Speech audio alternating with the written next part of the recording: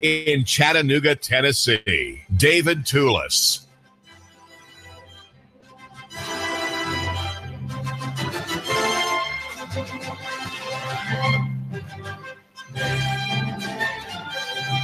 Our system of misgovernment in the national scene and in Nashville can't be fixed. We can't fix the system in the national economy that's broken and that is pressing the government, which is owned by these myriad private parties, pressing the government toward bankruptcy and insolvency amidst its own hubris, its own proud, swaggering across the world stage as a military empire, peacekeeper, policeman, and do-gooder worldwide. That is the pretense of the national government. What America thinks it is, it projects through its government, and yet it is not really true that we are the good guys on the planet. We're not.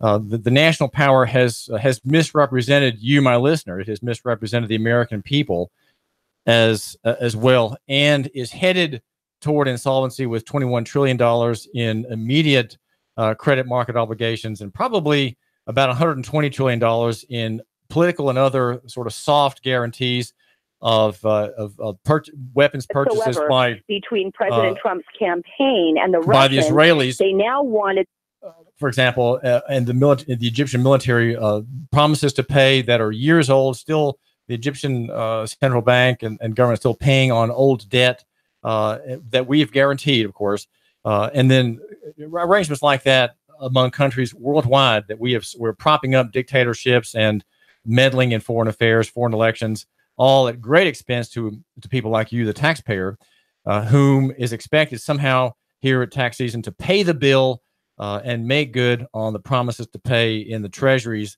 markets. David Toulis here, and we are at 92.7 FM, 95.3 HD4. You report, and the world decides. You send the video, right, to David Toulis, and the world decides. Decisions, though, to what end? What are we deciding on? Where are we going to go? And I think that because we can't fix things that are broken nationally, certainly not the money situation, the abuse of the poor, and all people who are stuck using the Federal Reserve note, the green rectangle of the dollar. We are all victims of that. And of course, many of us participate in its degradation. We do so hooping it up as we make our payments in increasingly worthless dollars. We're all borrowers, right? We're all coming out ahead if we borrow big and pay back in depreciated dollars in the future. We're all participating in it, and yet we're all the victims too. We're victims. And we are participating in our being victims, just like public schools give you a free thing, and yet they victimize you together. So you have a moment of delight, as it were, but you're being slapped at the same time. So which is it? Are you feeling the sting of the slap, or are you feeling your momentary epiphany, your momentary catharsis of delight and pleasure, right? Being involved in that system. Which is it? And we're confused, and because we are confused, and because there is an implacable national system against us here in Chattanooga and Hamilton County, I'm asking about the solutions to these problems locally. Can we fix things locally? And I'd like to think in my sort of idealistic way that we can. And the number is 800-8949, 800-8949. Is there a remedy that you see that we can do here? Is there a way we can gather ourselves together and say no, effectively say no to something national, and yes to some solution, some real solution that is done in a voluntary way by like-minded, local-centric, perhaps spiritual Christian people to bring about relief and remedy? I think there is that obligation, and I encourage you, my listener, to think in that direction. And part of the process of having a lococentric analysis and proposing a lococentric solution is that you have to some degree separate yourself from the national news flow. Now that sounds pretty bad. Here I am on Nooga Radio. We're the Sean Hannity station. We have CBS News. We have Bloomberg Business. all of which we have Coast to Coast AM overnight, which takes your listening pleasure into many unknown realms, perhaps many phantasmagorical realms, no doubt. And so we're not really saying that you can't pay attention to these national narratives and the national story, or even the international one. But somehow we need to limit the absorption and the consumption of this storyline and feed ourselves with something that is different and that directs us to care about what's happening in Chattanooga and Hamilton County. Now, an example I would hold up for that is Helen Burns Sharp. She runs ATM, which is a taxpayer watchdog group, and she does a yeoman's work in watching what the bond board does, what happens when companies petition for tax breaks through the pilot program, and how tax favors are doled out. Right, that's one of her self-assigned jobs at Accountability for Taxpayers' Money. That's ATM. And you can find her at just Google Helen Burns Sharp, SHARP, and ATM. You'll find her website. She is living out really what I would suggest is the local economy ideal, because she thinks that somehow what the bond board does, favoring one private for-profit developer over another, really matters. And she's very nuanced in her analysis. She's very free market in her perspective.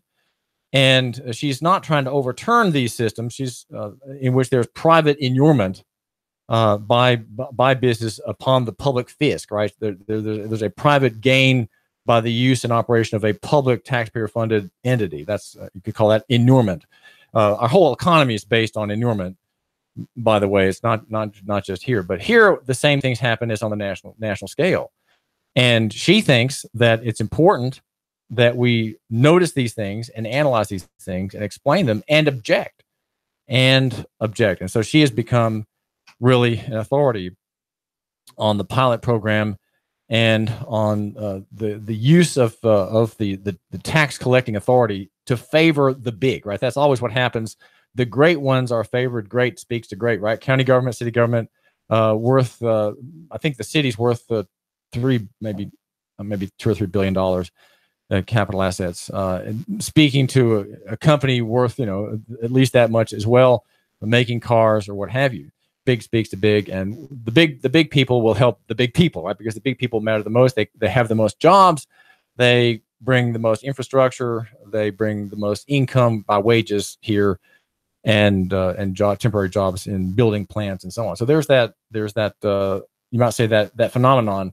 But what can we do locally to make other things happen, to bring an end to abuses, to bring more liberty? Because, and I bring liberty up because that is what makes prosperity greater rather than lesser. If we have less liberty, we have less prosperity in Chattanooga. I want you to believe that. If we have people living in fear, then there's less risk taking, there's less investment. There's maybe less borrowing for business expenses that would come about in the heart of an optimistic, can-do entrepreneur. There's less overall prosperity if there's fear or uncertainty, or if the legal realm were scandalously unpredictable. That when it's unpredictable, it is scandalous, right? In countries that don't have fixed laws and don't have the rule of law are those where investment never prospers, where people dread having anything exposed to the public realm, anything exposed to tax collectors or licensors or commissioners or mayors, because while they may have an advantage in some respects being connected with the big people and the good people in local government, there's also the risk.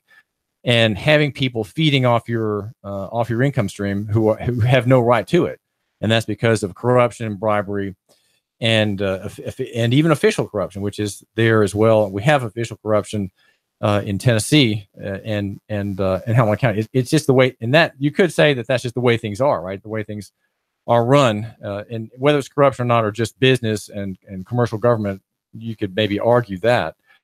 But if you have among the people a sense of liberty and freedom, a sense that we can live our lives without arbitrary searches and seizures, then we're going to invest more and we're going to be more prosperous overall. And the number is 800-8949, 800-8949. And among these things that are dangerous would be, for example, the city council and its Airbnb ordinance. There's a story in Chattanoogan.com that I want to just mention to you. It talks about hearings set for the 24th on Airbnbs that have drawn objections. And there's a hearing being set by Wade Hinton, the city attorney, for applications that have drawn objections from neighbors. So in our system, if you have if you are in the so-called Airbnb district, the short-term vacation rental district, you can have you can face the prospect of neighbors objecting to your application. And then, of course, there are people who are outside this pretended district who are doing it illegally. And this hearing is for those who are in the district who would like to be able to rent their personal houses for pay when they're not there, or even when they are there, renting part of the house out to visitors through this Airbnb network online. The city council last year raised a Chinese wall, a Beijing wall around the city, the gig city, but you can't use the internet to use. You cannot use the internet to bring people to you and to the city for your own prosperity. You're not allowed to do that, and that's because of the creation of this district. Council members said some short-term rentals are still showing up in districts where they are not allowed under the city rules. Demetrius Coonrod, the councilwoman, says she knows of one rental being advertised outside the approved boundary. And she said also that she got a call from an applicant who wants to open a rental, though it is not in the approved district. I met that woman who was there at the city council meeting 2 weeks ago with a very small child who grabbed the microphone mouthpiece and threw it to the floor. Council members said there are concerns about whether the city has the ability to enforce the rental rules, especially since many of the rentals are on the weekends when city offices are closed. Well, the story sort of hints at the larger problem, and that is that we have an unconstitutional ordinance. It's flatly unconstitutional, and that is because it violates a key rule in American law, and that is the arbitrary and capricious distinction among like parties or between like parties. So one woman who was there with her child said, well, she's one street's width outside the district, and she would like to have an Airbnb prospect to rent out her property for her own, for the improvement of her own financial health and well-being, right? That's why you rent out your property through Airbnb. You can make some money and provide a service, and it's a great platform for that. It is part of the intergalactic international economy that all of us should support and endorse. But if you can't do it legally, you feel like you're under threat. So there are people outside this district who are in virtually identical circumstances as those within, but they're banned from having their free market use of their houses. Their private, personally owned houses, they cannot use them according to the rules of the city. So we have the city interfering with the free market, interfering with your constitutionally guaranteed rights, doing so with an illegal ordinance that Wade Hinton, who leads the city council, he is in fact the leading member of the city council, though he doesn't have a vote. He is in charge because he sits in the middle. He sits in the middle as if he were the presiding chairman. And that just goes to show you how well the gilded tribe of attorneys have done for themselves, taking over virtually much of government, many of its members working in legislative branches in state and city and in the national government. This is David Toulis, and I'm arguing that you should love your neighbor and buy local. And I wanted to mention another thing that suggests that we can't really have prosperity, and that is the fact that we have a debased coin and currency. Now we can highlight how that works by reading, as I was reading this morning in Investors Business Daily. No, I'm sorry, at the Foundation for Economic Education, a piece about Nicolas Maduro in Venezuela. He's proposing issuing a new paper currency called the Sovereign Bolivar to replace the one that is circulating now with many zeros on every bill. The country of Venezuela is in a collapse. It is in a socialistic collapse. People are fleeing the country. There have been about 1 1.1 million people who have fled in pursuit of a better life. There is a real GDP decline of 16% in 2016 and 14% down in 2017, 15% projected for this year's. And those are official numbers. I'm thinking probably it's much worse. And one reason we have there in that country, we have the great uncertainty of having a hyperinflation. Well, the hyper hasn't quite hit, but we have that also here. And we're facing a national disaster caused by the fact that we don't have constitutionally obedient coin and currency. It's 800-8949, 800-8949. What do we do about living in a world where the currency essentially requires you to have debt? You are prosperous if you have more debt. An economy that is laden with debt like that prospers by people taking advantage of being able to pay their debts off in the future in reduced value dollars, right? That's what happens when you have inflation. The dollar doesn't really mean what it's supposed to. Dollar is a term of weight in reference to fineness of silver and density of silver in a coin, right? That's what dollar means. Dollar is a weight, like the word ounce is a word in weight.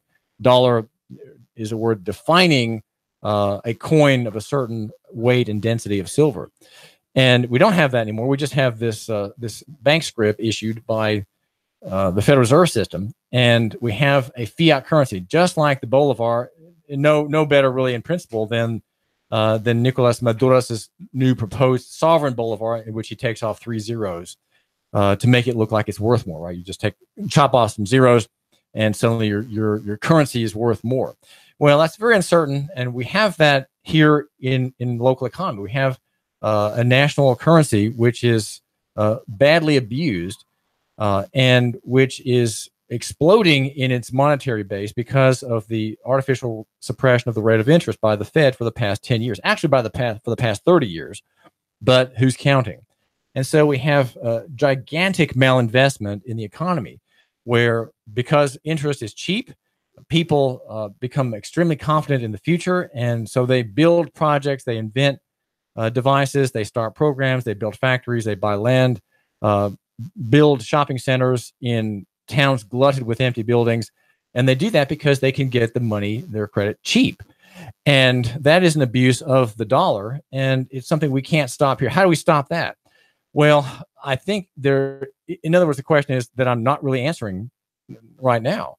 And I don't know that I can answer it. And that is, what do we do in light of inflation? Inflation is only 2%, we're told. It is the Fed is the new Fed governor is trying to one of his henchmen in one of the districts is saying, let's have a target of 3% inflation. Well, the target now is 2% inflation. In other words, we want it so that while we're raping you on your deposits, we the Fed were raping you on your deposits. We want there to be inflation that eats away 3% of the value of your dollar every year. Right now, the target is 2%, and in many markets, in the retail markets, at the food store, we're told we can't quite create inflation that reaches 2%. It's below the target, we're told. How do we find a system like that? How do we find a system that requires you to not have that currency, or to have investment gains that beat inflation? If the investment is measured in dollars, we have to beat the rate of inflation by having a very strong return. And this is David Toulis. Call, you're live on the air. What's on your mind? I know you're almost off the air. The solution's simple: abolish legal tender laws. That's all you have to do. Yeah, but Mike, to say that is something we have to get somebody else to do. We can't do that here. We can't abolish them ourselves, or can we? Well, if we can't do that, then you're going to be compelled to accept it in the court of law. That's the only fix. The legal tender laws. Well, the question is, Mike, can we solve this problem locally? That you do need someone to do something for you through your representative. There's no constituency for repeal of legal tender laws, Mike. Then we're going to be stuck with this system. Well, that's my question. It seems like we're stuck, but what can we do locally? Well, one thing would be, I would suggest to have some of your holdings, some of your if you have capital that's you've just sold, you've just been selling out of the stock market, and you have capital, I do suggest that gold and silver are strongly undervalued. In other words, there's less confidence in the value of gold and silver than there is in paper. So if you trade paper into gold and silver, you're going to be coming out ahead when there's the recognition in the marketplace that the dollar has been overvalued by everybody, and so you'll have it will register as a rise in the dollar-denominated price of gold and silver. So that is one thing. But don't forget that if you invest in gold and silver, it's just savings. This is not really investment because the money's not working. It's not working for you.